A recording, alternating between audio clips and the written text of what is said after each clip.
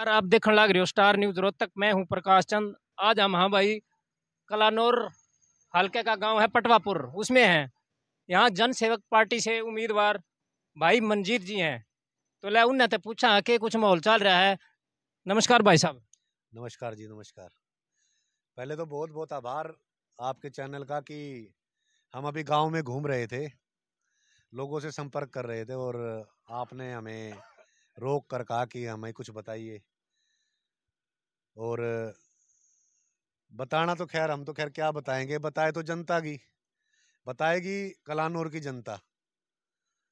कहीं भी गया हूं अब तक और चौपाड़ों में, धर्मशाला में, किसी भी जगह लोगों की एक ही आवाज़ आई है कि भाई साहब विकल्प नहीं था, विकल्प मिल गया है। तो मुझे ये बताने की जरूरत नहीं है कि 15 साल में पिछले किसने क्या करा। वो लोग पक्ष में भी थे, विपक्ष में भी थे। अब देखो भाई, ये बुआ ने रिटायरमेंट दे दो, घना टाइम होगा, जवाना ना गांड दो। कलानौर की जनता की पुकार है, दीपेंद्र से बैर नहीं, शकुंतला तेरी खैर नहीं। अब ये जनता ने समझना है कि कलानौर का सर्वांगीण विकास किस तरह से होगा।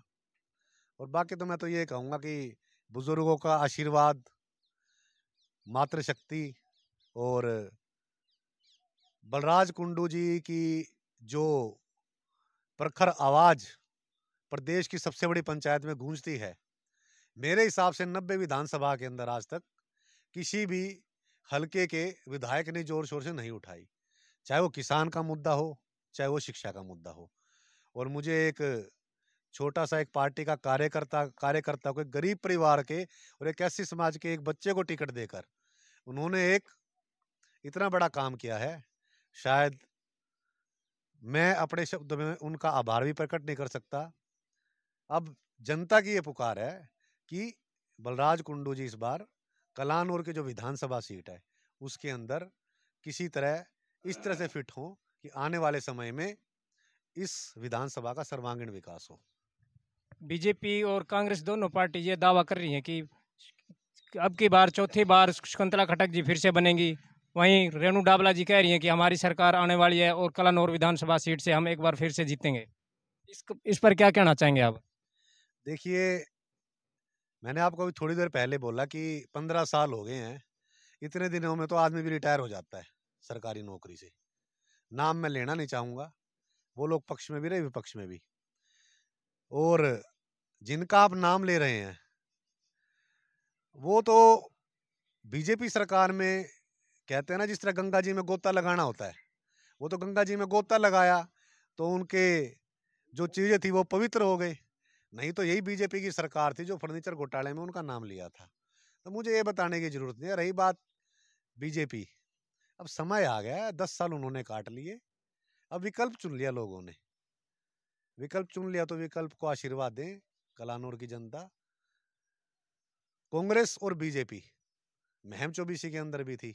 आज आप महम चौबीसी के अंदर जाकर देखो कि बलराज कुंडू ने किस तरह के कार्य किए हैं। अगर आप यहाँ का सर्वे निकालेंगे कलानौर के अंदर, हरियाणा का सबसे निचले लेवल पर शिक्षा का स्तर गिर चुका है। और अगर आप महम चौबीसी का स्तर उठा के देखोगे, 35% से 87% पे लेके गए बलराज कुंडू जी। और हमारी बहन बेटियों को शिक्षित क्यों किया? क्योंकि उन्होंने इस तरह की बसें चला रखी हैं।